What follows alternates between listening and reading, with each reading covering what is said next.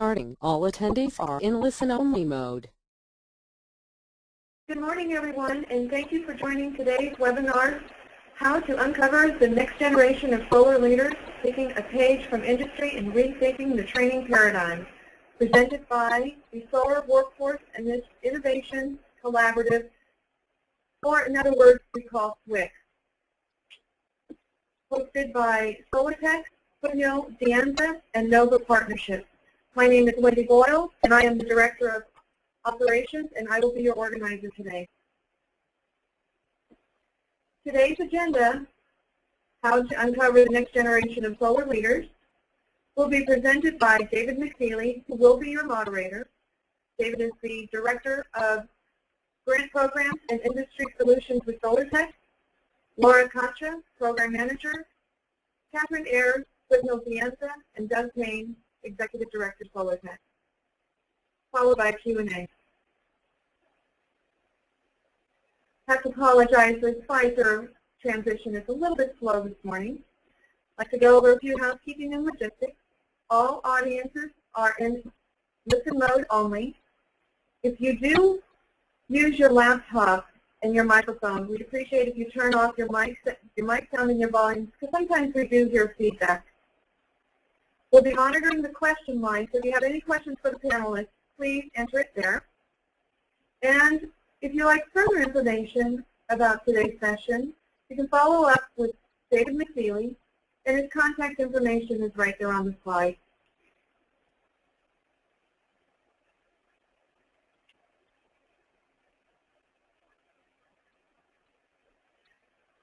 Like today's sponsor, Trina Solar, SolarTech is honored to welcome Trina Solar as the sponsor of today's webinar series. Trina Solar is a long-standing SolarTech member and a thought leader in the solar PV industry.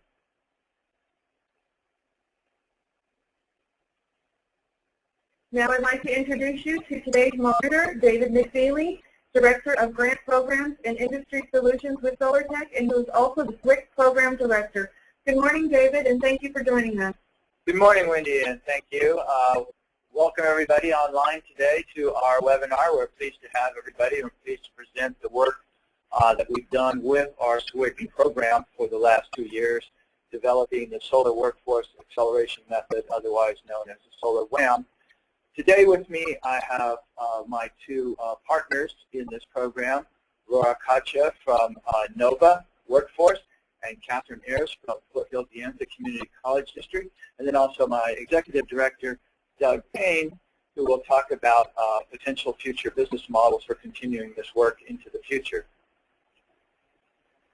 So let me give you just a little bit of a flavor of what the agenda is going to look like today.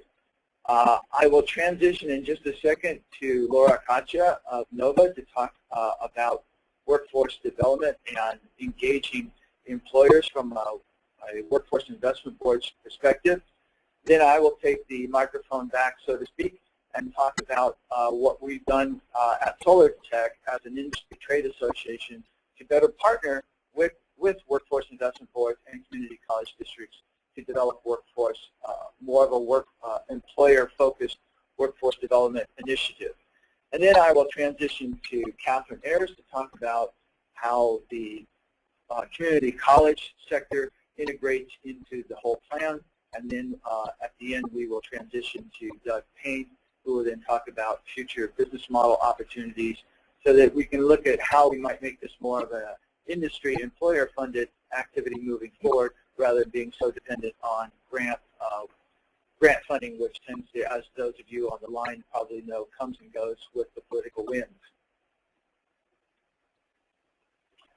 So Laura, are you ready? Let's transition to you right now, and let me introduce Laura Kacha, Program Manager with Nova Workforce. How are you doing today, Laura?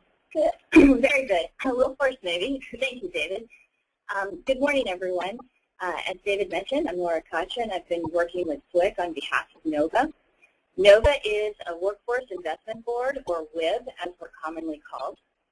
Since many of you, particularly in the private sector, may not be familiar with workforce investment boards, let me take a minute to tell you a little bit about how your public investment is supporting workforce needs.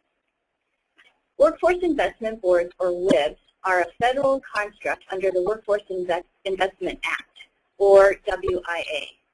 There are over 500 WIBs in the country. 49 are in California. And WIBs can be structured in different ways, nonprofits or administered by a city, as is in the case of San Jose, or they can be administered through a county, as the case is in Alameda County, or by a consortium of cities or counties. NOVA, for example, is administered by the city of Sunnyvale through a joint powers agreement with 6 neighboring cities. In Santa Clara County, there are 2 workforce investment boards. NOVA, who covers the northern part of the county, and San Jose, whose jurisdiction is the city of San Jose and the city south. So there is a WIB in your area, whether you may know it or not. WIBs oversee programs for dislocated workers, which is our way of talking about folks who are laid off from their jobs, which is prevalent in Silicon Valley, low-income adults, and disadvantaged youth. And we help with job search assistance and as an intermediary to training. Services are provided from beginning to end according to a client's needs. To best assist the job seeker, labor market information and working with industry are key factors in being able to close skill gaps and to align labor supply with demand. But labor data constantly changes, so there is a need for regular analysis and validation. If you are an employer, WIBs are going to pay close attention. Employers are key customers to inform workforce needs. As I mentioned, when an employer calls, WIBs listen. WIBs are interested in assisting to close skill gaps by getting training to people that can then be hired. This solves an employer's problem, which is finding skilled talent. In an ideal world, an effective approach to closing a skill gap or addressing a labor shortage is to use a sector strategy. So what is a sector strategy? A sector strategy approach enables an industry-specific solution to labor supply shortage or skills gap. And a sector strategy has some key components: the right people at the table, talking about the skill gaps and needs, looking at issues from different angles to determine the root cause. Many times, investment is made in training that does not meet the industry need. So, for example, a few years back, there was a government investment in healthcare to train certified nursing assistants, or CNAs, when what was really needed were nurses. More recently, an area you may be familiar with, home weatherization. There was a big push and many people hired to do home weatherization, but the question really is, was there a shortage? And these are examples that really illustrate the need to maintain close ties to labor market demand. And this is done through employer engagement and continuous communication. All of this seems pretty logical and relatively simple, but there's some common mistakes that can cause missed opportunity or bad investment. And the key to not going astray is continuous communication by stakeholders. I'm going to talk a little bit about sector strategies and how they might fail. Success is hard to achieve. But before I talk about that, let me go through and talk about some of the common mistakes that can be made. First, failure to uncover the root cause. So as in the example of the certified nursing assistant, there wasn't an understanding of the root cause. There wasn't enough gathering of information from various perspectives. The lack of the industry's voice at the table is a common mistake. Employers need to stay engaged in the process. Another common mistake that happens with government investment is creating entry-level training for groups of people without employer verification that the shortage is at the entry level. Many times there's designs for training for needy populations, but that may not mean that training is being designed to meet an employer's needs. If the shortage is not at the front door, which in recessionary times is not the case, then you're not meeting market need by creating entry-level training. Another hurdle to address is that employers demand training, but they don't necessarily hire. Training does not create jobs. Employers create jobs, and employers need trained talent. So employer investment of time in creating the right training for the right participants in the right jobs meets both supply and demand issues. A fourth common mistake is lapse of time between the strategy and the delivery of training. With the speed of today's markets, the implementation of training needs to be timely, or by the time the training is delivered, you may already have obsolete skills. And the last common mistake to mention is that curriculum and trainees are not always narrowly targeted to meet specific needs. An example, providing green training versus training in a targeted area. This is the difference between a survey course versus finding the right niche to fill and screening the talent with the background needed to add on skills that that market is asking for. So really what I'm trying to say is that a key message to industry partners is that employers really need to stay engaged. At a minimum, employers need to download prerequisite skills, and employers need to inform WIBs and educators if full occupational training is needed or a skill enhancement will meet market demand. As is in the case of SWIC, success was achieved by bringing employers to the table through an industry association who can aggregate across employers for the industry. Even with all the information available, success is hard to achieve. As I mentioned, employers are the ones that hire, but sometimes with all good intentions, markets change, needs change, and what's thought of was needed at the beginning may look different 6 months later. However, if an employer stays engaged from raw material through manufacturing to product production, when the product hits the market, the investment to buy would be greater. Additionally, the need to keep a constant and continuous pulse on the market is essential. Constant verification in real-time labor market information is time-consuming and is absolutely necessary for supply, the talent, and demand employers with job opportunities to line up. So SWIC is a sector strategy approach that we used that brought industry, education, and government together and collaborated on a very successful project. And as David mentioned, SolarWAM is the process that we use.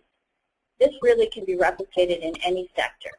And with that, I'm going to turn it back over to David to talk more about the methodology.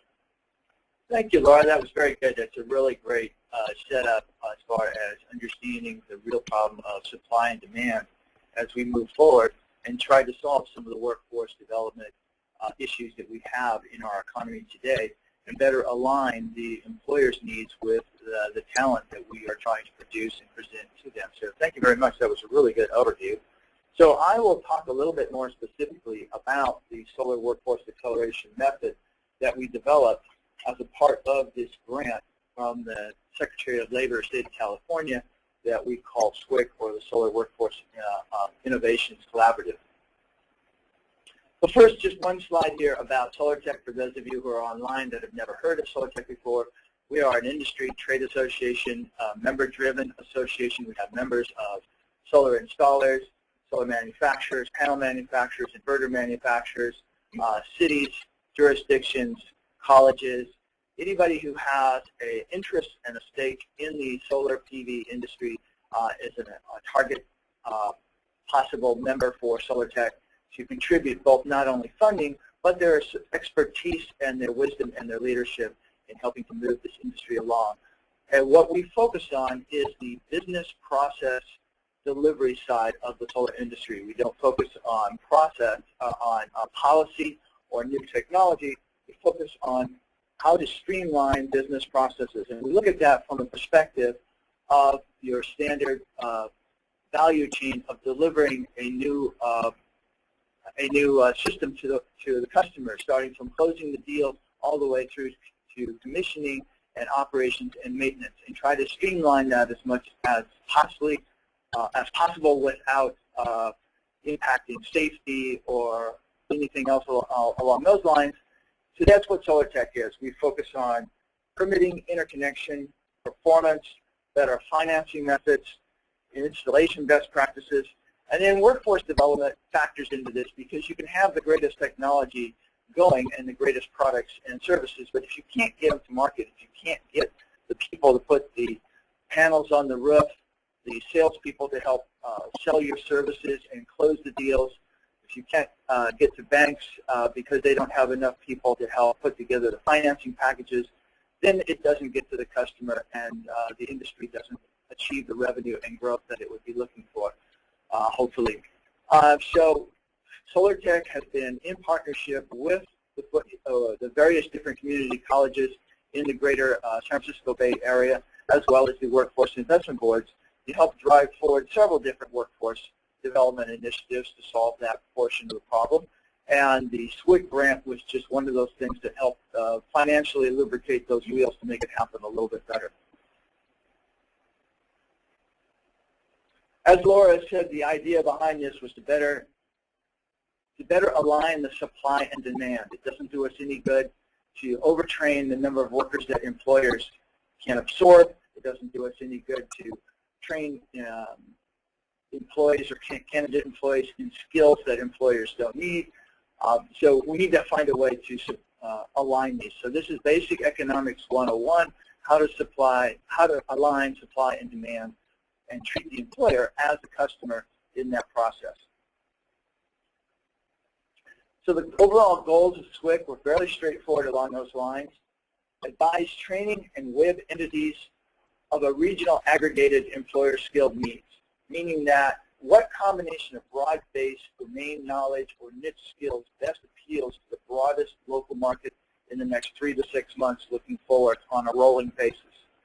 Respond to dynamic changes in the market and support rapid development, which includes ongoing evaluation of renewable generation and energy efficiency convergence. So looking at all the different sectors and trying to determine at what point are they going to converge, and the candidate employee needs a multitude of different skills and not just one niche skill. Again, as the industry evolves and becomes more integrated, the training programs and the training of candidates need to evolve and become more integrated across the board. So what career ladders should we be aligning with? And as the industry supporting those career ladders, it's one thing to find career ladders, it's another thing for the industry to actually care about it and implement it and consider it as a value to their operation. So not just entry-level positions, but a strong focus also on professional level positions. And most importantly, as Laura mentioned earlier, continuous study of the market over and over again. We will be reinforcing that point again and again as we go through this presentation. This slide, I will not get into a lot of detail as far as all the different pieces, but to just give you a flavor that what we also wanted to do was to focus on the whole ecosystem.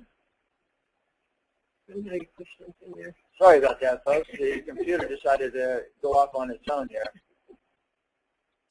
Let me get back to the slide that I was on. Okay, I think we are almost back to, we're just waiting for the slide deck to catch up. There we are. Okay. Sorry about that.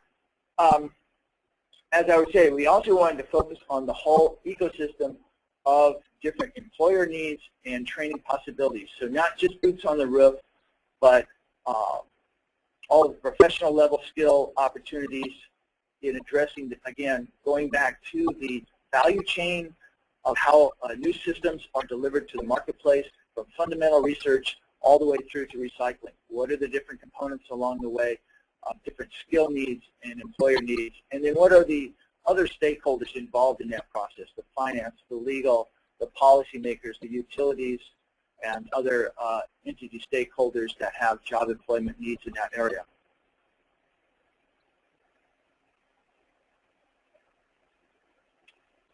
So as the title said, taking a page from industry, how do we best align that? What SWIC, or the Solar WAM program, simply was an application of what a lot of industry commercial operations use to coordinate multiple large projects to bring new products to market, called the new product introduction lifecycle methodology. It's just a simple way of looking at what are all the different steps that are taken to get from concept to market introduction, to align all the different players along the way, to align marketing to the factory, to the researchers, to the business development people, to the customer needs. So this is a high-level view of what most any other company out there would be using as their internal process, whether it's Hewlett-Packard, Apple Computer, you name it. They all use a process very similar to this. We took this concept and reapplied it to the workforce world in what we call the Solar Workforce Acceleration Method. So we've simplified it down here a little bit into a very simple phase 1, phase 2, phase 3 approach, where in phase 1 we are doing the research to better understand the employers and work with the employers, talk to the employers, engage with them, and then we hand that off in a series of reports, recommendations, and information to the community college system, in our case led by Foothill Community College District, to define and develop the actual training program. And then we hand that off back to working with the workforce investment boards, in this case NOVA, to actually act as a liaison and an outreach partner to help place, to actually work with the workforce investment board to help place these candidates into meaningful job positions. So we don't just drop the ball on phase 1, but we meaning SolarTech, stay engaged all the way through the process to help and support the community colleges and the workforce investment boards. Because at the end of the day, if we don't place people in jobs, we haven't done our job. So this slide is just drilling down a little bit more into phase 1, just to kind of give you a very quick sample of what we're talking about here. So when we're talking about analysis, we're not talking about one particular method, but all possible methods, whether it's something that we do directly as, for example, interviewing an employer, hosting some kind of advisory council, or surveying job boards to look at what's being posted out there for new job entries, as well as working with other partners in the same space, looking at the research and the work that they've done to better pull in the work from all different channels to create a holistic view, because nobody has their pulse on the exact right answer. It takes multiple different views of the labor market to come up with the best possible direction to advise the community colleges and the workforce boards with. And then to put that out as a series of reports, seminars, webinars to the community colleges and the workforce investment boards so that they can proceed forward in what they need to do. So that looks a little bit like this slide here. We do a lot of work with surveying job postings online, as well as doing primary research, sending out surveys to employers, and that comes out in a series of reports, webinars, and different kinds of advisory, weekly advisories that we provided our partners so that they could proceed correctly in the direction that they needed to identify the right training needs at the right time, at the right place. So at this point in the program, I'm going to transition over and let's see, Catherine Ayers, are you ready to go? I am. Okay, so let me introduce Catherine Ayers with Foothill Community College District, who was our project manager for the community college side of our program. Before getting into the next slide, I just want to let those folks know who aren't in this region know that Foothill Community College District is comprised of two colleges, the Anza College in Cupertino and Foothill College in Los Altos Hills, and over the course of a year, they serve about 45,000 students. The entity that worked on this project was the Center for Applied Competitive Technology within the district. For the most part, we worked with experienced, mature professionals in this project. And these are the training courses that we have delivered. It represents a lot of development over about an 18-month period. The SolarTech research informed the training and through all of the various methods that David just described.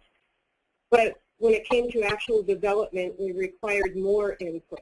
For instance, the Solar Technical Sales course took the NAPSEP job task analysis to inform that curriculum, as well as an existing course at Skyline College that we adapted. The building science course was informed by the building performance certification requirements. In an earlier project, we had done instructor train the trainer, and this was focused on residential energy efficiency. The energy efficiency in building systems course had an A list of experts from the region that were brought together to develop that course, and we'll look at that one a little bit more. But there were additional inputs for each one of the development cycles for these courses. SWIC primarily worked with and focused on renewable energy with an integration of energy efficiency. And it has been delivered at a number of different places: Foothill College, De Anza College, Oroney College, and Cabrillo College. Also the Solar Training Institute, and one short training at the Joint Apprenticeship Training Center, IBEW.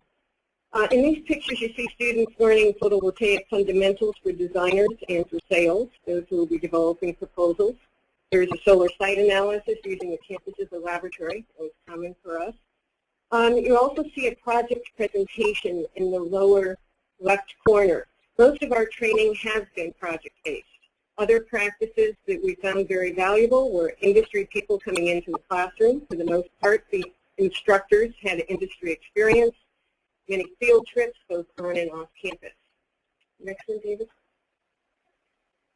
The Electric Vehicle Living Lab. Here you see De Anza College's Automotive Technology Department adding to their already excellent lab facilities. We purchased a Chevy Volt for the training in hybrid electric vehicle and plug-in transportation. General Motors allowed us access to their technician training materials for our curriculum development, and it will also be sustained through a credit course. We also installed a solar-powered charging station. This really is part of the student lab. And we did a 2-day demonstration in the conversion of a Prius to a plug-in electric vehicle, and that's going to be integrated into a course. As well as the credit courses, De Anza is working with fleet managers to train technicians now in a not-for-credit mode with support from the Employment Training Panel funds. The next one. This is the program schedule for the Energy Efficiency in Commercial Buildings, the Energy Efficiency in Building Systems course that was taught twice at Foothill College. Each one of these courses was taught from 1 to 4 times during the course of the program. I know you can't see the details. The point I wanted to make is that it exemplifies training practices that we found to be really effective. It's color-coded for different topics and activities and industry experts coming in. For instance, the gray is the group project work, most of which took place outside of class, but there was time in class and presentations at the end. Field trips on and off campus. The Pacific Energy Center was one of those. Red was for the career roundtables in design, auditing, energy auditing, renewables. Industry experts came in for those.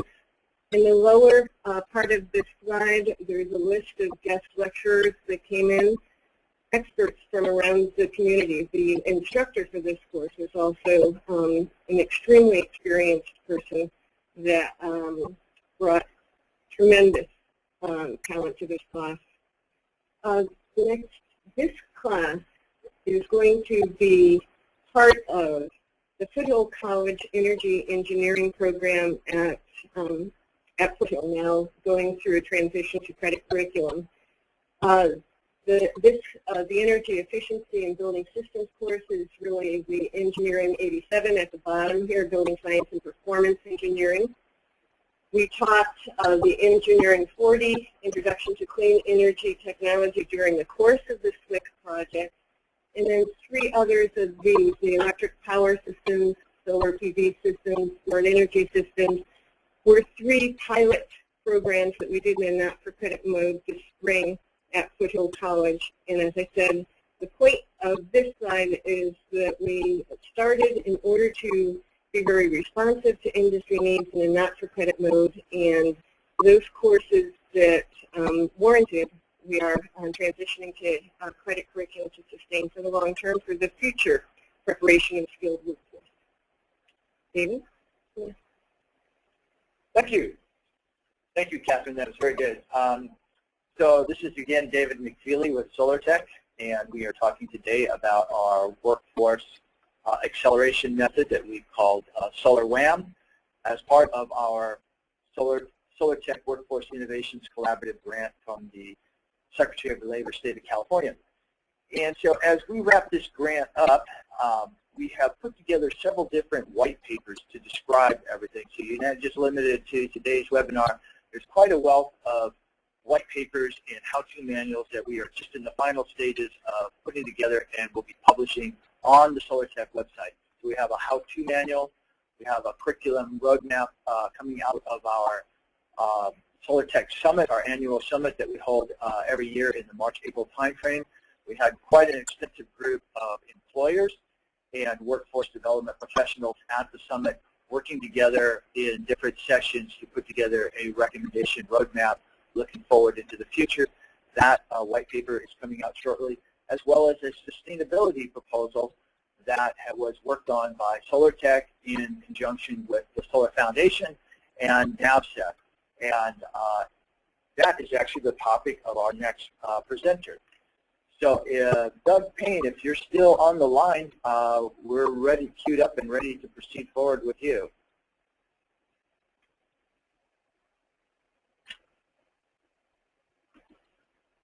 Doug, are you still there?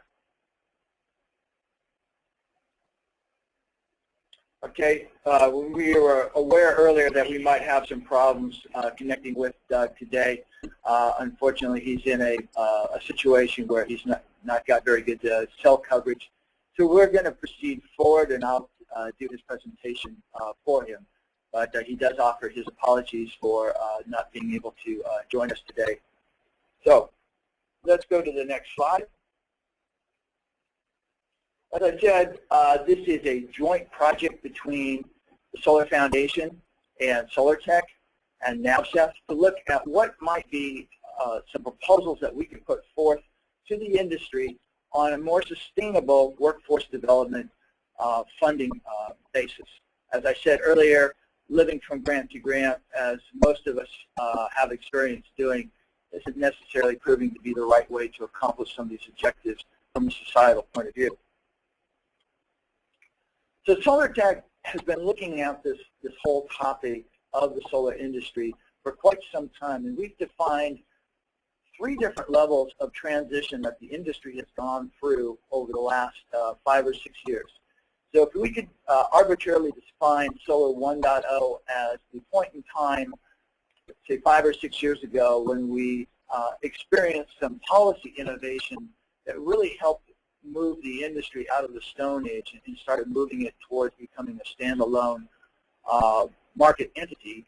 And then if we could define Solar 2.0 as the technology innovation that started to come in play in the last 5 years as the policy, different policy innovations accelerated the market and allowed companies to actually enter into the marketplace, there was a lot of technology innovation that started to bring down the cost of solar systems. And now we're moving into phase 3, which we call business innovation. So we call Solar 3.0 the business innovation phase, and it's a pathway to how are we going to scale this industry and really make it a growing, large, sustainable industry, standalone on its own 2 feet, along with any other similar size industry. So we were fortunate enough last year to make that proposal to the Department of Energy and be awarded a grant that we call Solar 3.0, which was the objective of creating a scalable, sustainable industry by streamlining and improving business processes. You can see down in the lower left-hand corner what our goals are, which are to reduce the hidden soft costs by 50% by 2014. Up in the top right-hand, you see our overall program overview. We are targeting 1,000 communities, which is comprised of 90 utilities and over 500 PD installers nationally, to work with them to streamline the processes, the business processes, to bring solar to the market. You can see down in the lower right-hand corner all of the partners that we are partnered with as a result of this grant: Rocky Mountain Institute, Underwriters Laboratory, the East Bay Green Corridor, SEPA, ICLEI, Burnham Energy, Sun Power, Solar Nexus, OnGrid, quite an array of different partners that are supporting us and working with us to lower the soft costs and improve the business processes. So if we could further define some granularity on what we mean by Solar 3.0 as a pathway to industry scale, you could look at that as Solar 2.1 being market-driven solutions, moving on up to a unified messaging and aggregate demand, relentless soft cost reductions, broader access to lower capital costs, moving on up to empowering consumer choice, integrated architectures looking at integration with energy efficiency, other renewables, electric vehicles, how do microgrids play into this, and then mass market products with more plug and play, really streamlining the installation side of it. So then how do we connect the private capital to the human capital to really grow this industry and make it sustainable as we move forward?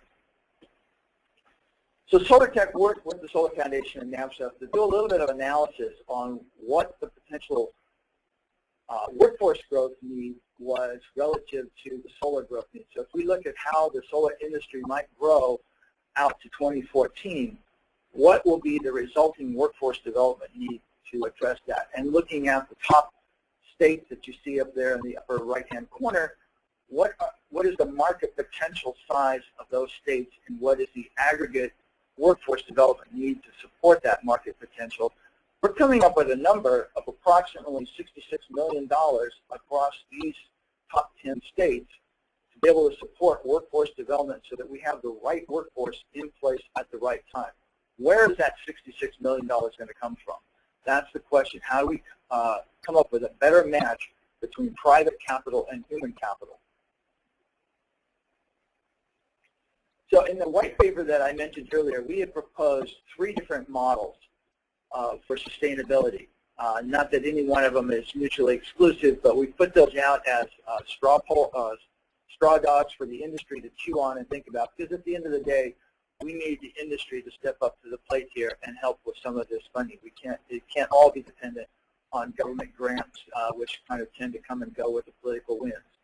So we're looking at public-private financing partnerships in that first row here, or maybe some kind of endowment that creates a revolving fund that is supported by fees paying back into that revolving fund as people come into the training programs and into the market. Or the other thing that's becoming popular nowadays is crowdsourcing. So how do we put out and engage a broader population that might be willing to invest in this through some of the various different crowdsourcing mechanisms? So these are some of the different ideas that we put forth in our white paper, which is released right now and will be available on our website shortly. If you're interested in participating in this discussion and helping us to drive this conversation a little bit further and maybe help with some of the definition of how we might be able to take some of these ideas and create standalone entities who can support this and really create the funding base to both investigate what are the job needs as well as putting potential candidates through job training programs. I'd invite you to contact SolarTech, either Doug Payne directly at dpayne@solartech.org or myself, David McFeely at dmcfeely, M-C-F-E-E-L-Y, @solartech.org. So that wraps up the formal portion of our presentation today with our 4 presenters. And now I will move into what we would proverbially call the Q&A session. And let me just check with Wendy here and see what kind of questions we have online. So it looks like we have at least one question online. Let me go ahead and start with some of the online questions. And Wendy, if I could turn it over to you for a second to read off what kind of questions we're getting online. Great, thank you, David. The question that came in is, what is the thinking on the more advanced training for the more experienced licensed solar contractor? Is there any discussions on that curriculum? Is there anything available, and anything like that around that?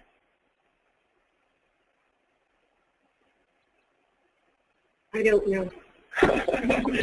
Well, let me go ahead and jump in with an answer. Again, this is David McFeely with SolarTech. You know, these are all really good questions and really good ideas. And at the end of the day, what we would want to do and what the program is all about is taking that back to the employers and say, you know, here's a good idea. What do you think? And if you can create enough of an aggregate demand and an aggregate understanding of that employer base, and I think the other important thing is that all of these solutions have to have a regional focus. I don't think we mentioned that earlier, but what might work well in the Bay Area doesn't necessarily work applicably to the Central California area or Minnesota or Florida. So these things need to be looked at regionally. We need to be in touch with the employers in those regions and find out if that's really what they need. And I'd like to add something to that. The response that was given, the I don't know response from Catherine, I think is a real response that you might hear from an educational institution and or an agency or a workforce board like mine. We really do need and rely upon the industry and employers in the region to inform what type of training is needed, be it for entry-level opportunities or opportunities for those that are already in the industry to increase their skills. If we can get participation from the industry sitting down at the table and talking to us about what the needs are, we can all put our heads together to try to figure out how to provide that training to the needs in our community. So, Catherine, let me follow up that question with another question that I have, is how should an employer engage a community college in their area? The community colleges, for the most part, are extremely interested in meaningful partnerships with employers. And in most areas of the country, and certainly here in California, there are grant funds available in workforce development that colleges can access if they have a very strong and viable employer partnership. So to contact, there are sometimes units within the college, like the Center for Applied Competitive Technology at Foothill or Professional Workforce Development, that department could work closely together, or directly to the academics department that would be developing curriculum. To make those contacts is the first step, to let them know that you're interested. To do a kind of program like we did for SWIC, I'm going to guess, it certainly was the case for us, but I'm going to guess that most colleges wouldn't be able to undertake all of the development of curriculum, especially when we taught some of these courses only once, so then based on the need and the employer demand, wouldn't be able to do it without funding. So either employers need to be funding that, or, as I said, there has been a lot of interest federally and statewide for workforce development. So the first step is to make contact with the community college. Often, I mean, the prior question was about advanced courses for contractors. Often, the colleges specialize in different subject matters, and so for that advanced contractor, it may be in our region that in solar and renewables, if they end up at Cabrillo College or at Diablo Valley College, in talking further about customizing something for contractors. I know that Cabrillo has been working a lot with contractors. Did that answer your question, David? Yes, thank you very much. I suspect that Doug Payne may have joined us. Doug, are you there? Yeah, David, hi, I'm here. Can you hear me? Yeah, we can hear you. Thank you for joining us. If you could just crank your volume up a little bit. How about if I go back to the previous slide, if you wanted to make a few comments on the last slide? Sure, I'd be glad to. Can you hear me now? Just since I'm here, yeah, tell me the title of the slide that you're on. This is the table slide. Connect private capital with human capital. Okay, sure. Hi, everybody. Sorry, my apologies. being out of coverage for a few minutes. But the strategy or the idea behind this program and this roadmap, and as part of a white paper that SolarTech and the Solar Foundation and NAPCEP jointly offered as a capstone deliverable for the statewide grant. The whole strategy here is to really kind of take a step back and ask ourselves over the course of the next 3 to 5 years, as we look out, the question is how many people are we really going to need to sustain the growth, and then who's going to train all these new workers, and where does that money come from? And as we all know, some of us more so than others, the state of the federal funding or the state funding for workforce development programs is either drying up or fully dried up. And so we've got to fundamentally start to ask ourselves the question, over the longer term, at what point does the private sector start to underpin a lot of the growth of the industry and actually invest in the human capital and the people and the resources and the skills that we need at a certain point in time?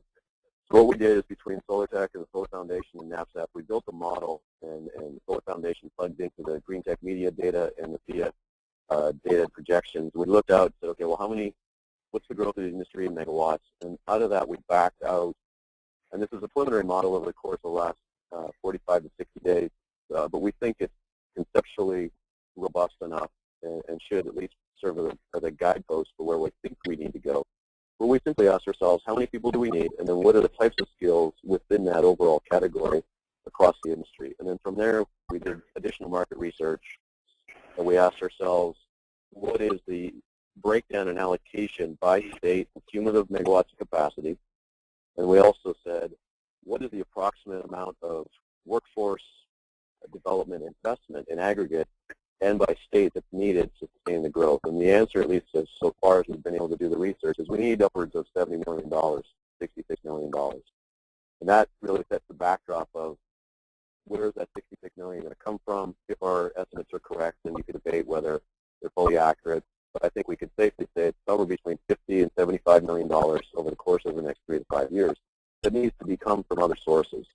Sustainable business models, if they're not going to come from the policy level in the market, in the state federal environment, and leadership from Washington in the clean energy sector is debatable at best at the moment. So you have to look at, how do we plug into the industry, how do we frame some sustainable business models, how do we create some opportunities for investment for those that might see in ways to invest or a need to invest other than the technology or the hardware or the balance of systems or leasing and finance. And so we felt this was pretty compelling, and hence we wrote the business plan, and we've got opportunities in the next 3 to 6 months where we want to look at ways to launch this program, license it, partner, raise capital with partners, and so on and so forth. But that's the backdrop of the entire program. Thank you, Doug. Thank you very much. I'm going to ask Wendy if we have any more questions on the line here, and she's giving me the high sign that questions are rolling in. So those of you out there, we have about 10 minutes left.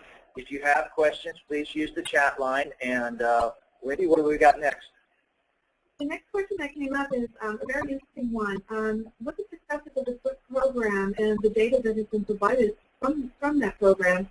Are any of the Bay Area community colleges collaborating? And if so, what way? For example, are curricula shared? Do instructors work together? Do they communicate with each other? Does the industry participate in training development or delivery?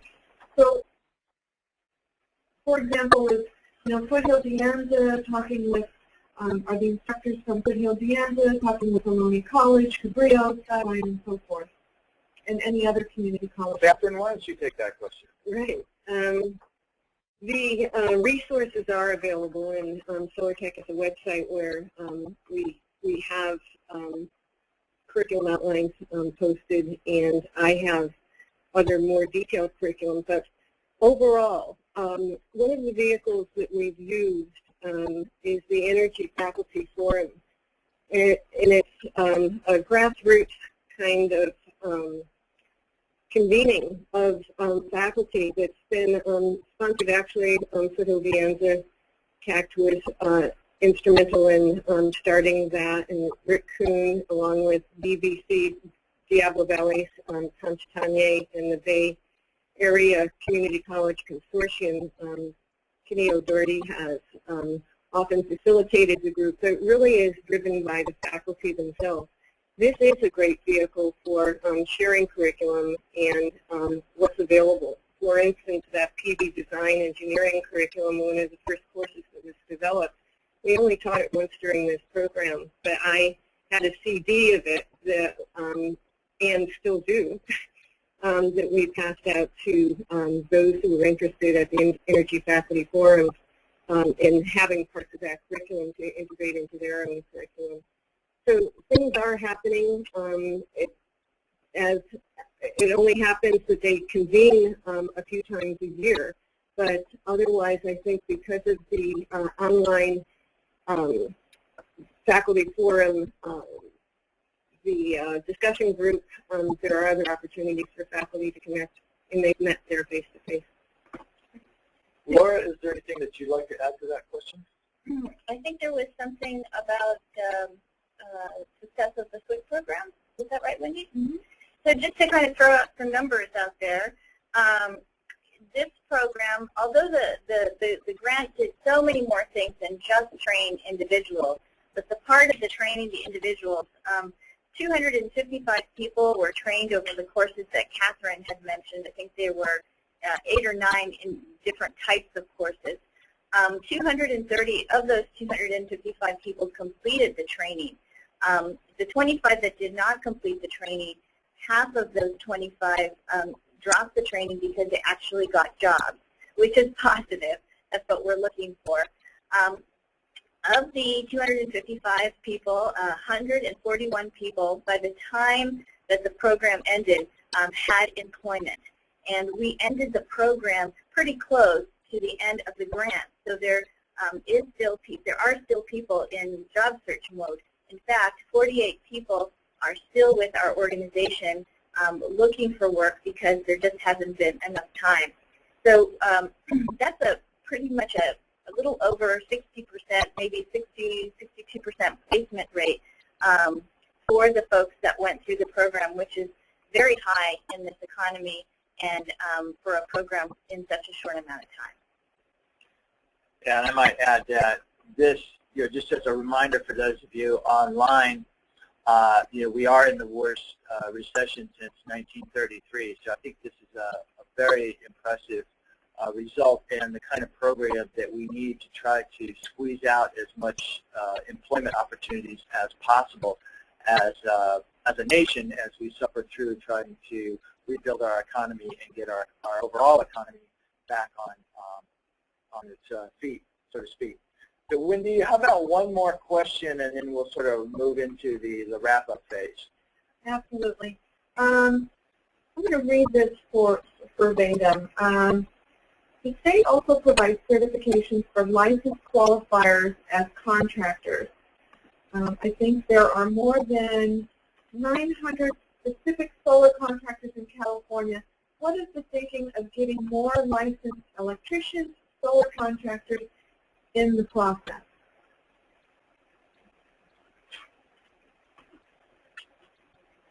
Well, again, it comes back to what do the employers need. Now, and within the SWIC program, we did have a component where we actually worked with the IBEW on some special projects with them to train IBEW union workers on how to install and get certified for installation of charging stations and other products such as from SunPods. So again, it depends on what the market needs. We're sort of agnostic. We're not trying to favor one particular thing versus another. So at the end of the day, the employer is king, just like if this was a private company, the customer is king. And we develop programs, or we're proposing that the workforce development organizations develop programs that better serve what the labor market need is. Is there anything you would like to add to that, Laura? I think that sums it up perfectly. Maybe we should clarify that the SolarTech Workforce Innovations Collaborative Grant Project is completed, and we're looking at ways in which we can continue this kind of work in a collaborative fashion, working very closely with contractors or other employers and community colleges and the workforce development community. So it's not as though there's an entity that exists right now that the contractors can plug into. It's matter of their, oh, SolarTech. Okay, good. Plug into SolarTech, yes. Yes, and that's actually what we're trying to do with this webinar is the grant funding has concluded. As Doug mentioned, we are proposing different funding models moving forward. One of the things that we felt was our service back to the community, to the state of California at large, was to offer up these white papers and different proposals that those of you online and other workforce development professionals around the nation could download and maybe implement a similar type of program in your area. So the official grant phase of this program is concluded, but SolarTech being a workforce, where workforce is one of our initiatives, we are still moving forward with this. It's still part of one of our core objectives to help the workforce community, or workforce development community, develop the proper workforce at the right time. So with that, I think we're going to wrap up here and conclude our webinar today. Moving to the next slide, I'm showing some contact information for those of you online who would like to reach out to us directly. Again, Doug Payne, my executive director with SolarTech, his email address. Chris Stadelman, which is on our board of directors and is the executive director for Nova Workforce. Myself, David McFeely. Catherine Ayers, who was my project partner with Foothill Community College on this. Laura Katja, who was my other project partner with Nova Workforce. And that's a concept that we didn't stress too much in this webinar, is the relationship between the three major partner entities and how we work very closely together to bring this program to a success. Robert Cormia, who is one of the faculty at Foothill, who is very much involved in the development of several of the classes. Justin Bradley, who is my project manager for SolarTech, and then Rick Coons, who has been in this kind of industry-led workforce development space for quite some number of years, who was previously with Foothill Community College and served in a very strong advisory role for us as we develop this program and move forward. So there's contact information if you would like to reach out to any of us. And then again, I would like to conclude by thanking Trina Solar for sponsoring this webinar today. SolarTech is honored to welcome Trina Solar as a sponsor of today's webinar series. Again, Trina Solar, a long-standing SolarTech member and a thought leader in the solar industry. Our next webinar in this series will be on August 29th at 9:30. We will have a presentation from Tom Tansey, our project manager for our Solar 3.0 from the Department of Energy. And I think we're going to have a very interesting presentation. We've timed it specifically to happen right before SPI, Solar Power International, which many of you will be going to, because we think that you're going to want to understand what are the next 100 cities that you should be targeting in your market development plans. So join us for a presentation on the next 100 cities. Learn why and how SolarTech's 3.0 platform is targeting these cities and how your company can benefit. Again, August 29th. Look forward to seeing you there. My name is David McFeely with SolarTech. Thank you very much for joining us today.